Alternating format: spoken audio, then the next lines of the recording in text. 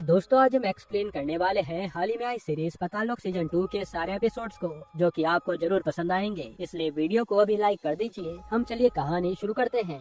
तो सीरीज की शुरुआत में हम एक होटल को देखते हैं, जहाँ एक वेटर थॉम नाम के एक आदमी के रूम में खाना लेकर जा रहा होता है। और जब वो वेटर थॉम के रूम में आता है, तब उसे वहाँ थॉम की लाश पड़ी हुई मिलती है। ये देखकर वो वेटर काफी ज्यादा घबरा जाता है और यहाँ खूनी ने बड़ी बेरहमी से थॉम की हत्या की थी। अब सीन चेंज होता है और हम पुलिस स्टेशन में ऑफिसर हाथीराम को देखते हैं। हाथीराम अपने कैबिन में कुछ काम कर रहा होता है। तभी थाने में गीता नाम की एक औरत आती है और वो हाथीराम से कहती है कि मेरे पति रघु और मेरे बीच में कुछ दिन पहले लड़ाई हुई थी। तब से मेरे पति घर नहीं आए हैं और मैंने हर जगह उन्हें ढूंढने की कोशिश की, पर वो मुझे कहीं मिल नहीं रहे। तब हाथीराम गीता के पति की कंप्लेन दर्ज कर लेता है और अपने ऑफिसर से कहता है कि हमें जल्दी से रघु के बारे में पता लगाना होगा। दूसरी तरफ टीवी में हम कमिश्नर को देखते हैं। सभी रिपोर्टर्स उनसे थॉम के मर्डर के पीछे की वजह पूछ रहे थे। यहाँ हमें पता चलता है कि थॉम नागालैंड का बहुत बड़ा पॉलिटिशियन था। साथ ही थॉम इंडियन गवर्नमेंट के साथ समिट में हिस्सा लेने वाला था, पर उससे पहले ही थॉम की हत्या हो गई। इस पे कमिश्नर रिपोर्टर से कहते हैं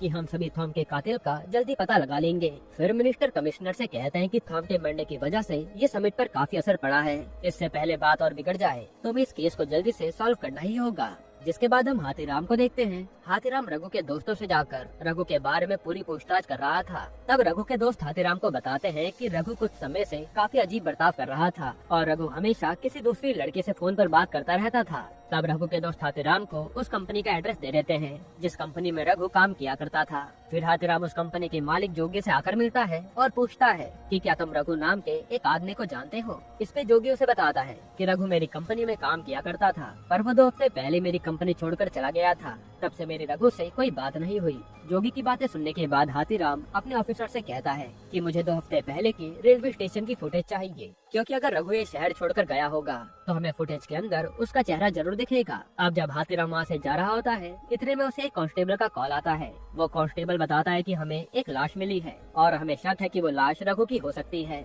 ये सुनने के बाद हाथीराम गीता को लेकर जल्दी से उस लाश के पास आता है और वह गीता उस लाश को देखने के बाद हाथीराम से कहती है कि ये मेरे पति की लाश नहीं है। मेरे पति के पेट पर एक काफी पुराना निशान है। वहीं हम आर्चरी में अंसारी भी थॉम की बॉडी की जांच करने आया होता है। तब डॉक्टर संसारी को बताते हैं कि खूनी ने काफी खतरनाक तरीके से इस आदमी को मारा है और वो खूनी जरूर इस हमले से कोई मैसेज देना चाहता है। फिर जब रात के समय हाथीराम अपने घर आता है, तब उसे अपने घर के बाहर एक गाड़ी खड़ी हुई दिखती है। असल में वो गाड़ी हाथीराम के साले जीतू की थी। घर में जीतू हाथीराम को बताता है कि मैंने एक नई कंपनी ज्वाइन की है। उस कंपनी में फाइनेंस का काम होता है और कंपनी वाले मुझे काम के बदले में काफी अच्छे पैसे दे रहे हैं। जीतू की बातें सुनकर हाथीराम की बीवी उससे कहती है कि आप भी जीतू की कंपनी को ज्वाइन कर लीजिए। मगर हाथीराम को अपनी पुलिस की नौकरी से काफी ज्यादा प्यार था और वो इसके अलावा कोई दूसरा काम करना नहीं चाहता था। फिर जीतू के जाने के बाद हाथीराम की बीवी उससे कहती है कि कब तक हम कम पैसों में अपना गुजारा करेंगे, हमें अपने बेटे का भविष्य बनाना है, तुम्हें एक बार जीतू के बॉस से जाकर मिलना चाहिए। तब हाथीराम भी अपनी बीवी की बातों से थोड़ा इमोशनल हो जाता है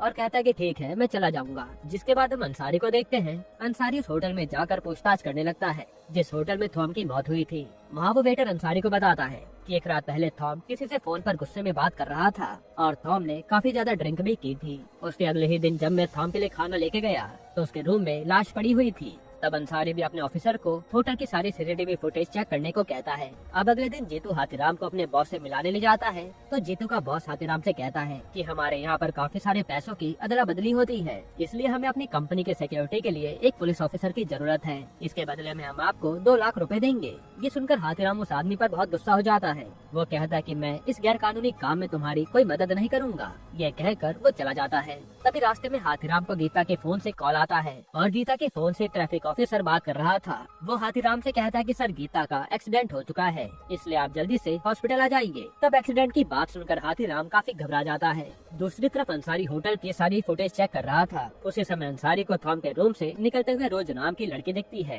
रोज थॉम के रूम से निकलकर काफी तेज भाग रही थी और उसका बर्ताव भी काफी अजीब लग रहा था। तब अंसारी अपने ऑफिसर को रोज का पता लगाने को कहता है। फिर थोड़े टाइम बाद हाथीराम भी हॉस्पिटल में जाता है और वहाँ हाथीराम को पता चलता है कि गीता की हालत काफी ज्यादा खराब है और गीता का बेटा भी अपनी मॉम को लेकर काफी ज्यादा दुखी था।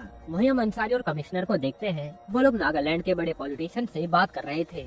नागालैंड वाले थॉम की मौत के जिम्मेदार दिल्ली पुलिस को बताती है, क्योंकि थॉम के सिक्योरिटी की जिम्मेदारी उन्हीं की थी। पर अंसारी उन्हें भरोसा दिलाता है कि हम लोग कैसे भी करके थॉम के खूनी का पता लगा लेंगे। जिसके बाद कुछ ऑफिसर थॉम के बॉडीगार्ड डैनियल को अंसारी के पास लाते हैं। तो अंसारी उससे पूछता है कि जिस दिन थॉम की मौत हुई थी उस दिन तुम कहाँ पर थे। इस पे डैनियल झूठ कहता है कि मैं उस दिन चर्च गया था। लेकिन अंसारी को डैनियल पर शक होने लगता है, इसलिए वो उसे छोड़ नहीं रहा था। तभी वहाँ एक औरत आती है जो अंसारी से कहती है कि उस दिन डैनियल और मैं एक साथ बाहर गए थे और डैनियल आपसे इसलिए झूठ कह रहा है क्योंकि उसे डर है कि कहीं मेरे पति को हम दोनों के रिलेशन के बारे में पता न चल जाए। फिर कॉल पर कुछ ऑफिसर अंसारी को बताते हैं कि रोज ध्रुव नाम के एक आदमी के बार में काम करती थी, इसलिए अंसारी जल्दी से ध्रुव के बार में जाता है। तो अंसारी ध्रुव से रोज के बारे में पूछता है। ध्रुव कहता है कि रोज काफी समय पहले ये बार छोड़कर चली गई है, उस दिन के बाद से मैं उसे कभी मिला नहीं। तब अंसारी ध्रुव से रोज के घर का एड्रेस ले लेता है। उस एड्रेस पर जाने के बाद अंसारी को पता चलता है कि रोज एक किराए के घर में रहती थी और रोज की लैंडलॉर्ड बताती है कि हमेशा रोज से मिलने एक आदमी रेड कार में घर आया करता था। यह सुनने के बाद ऑफिसर अंसारी को कहते हैं कि ध्रुव के पास भी तो एक बहुत महंगी रेड कार है, शायद से ध्रुव हमसे झूठ कह रहा है। तब अंसारी को भी ध्रुव के ऊपर शक होने लगता है।